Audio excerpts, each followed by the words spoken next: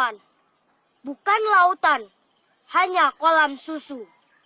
Katanya. Tapi kata kakekku, hanya orang-orang kaya yang bisa minum susu. Kail dan jala cukup menghidupimu. Katanya. Tapi kata kakekku, ikan-ikan kita dicuri oleh banyak negara.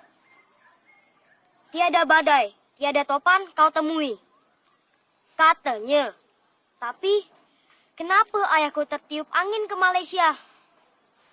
Ikan dan udang menghampiri dirimu. Katanya. Tapi kata kakek, awas, ada udang di balik batu. Orang bilang tanah kita tanah surga. Tongkat kayu dan batu jadi tanaman. Katanya.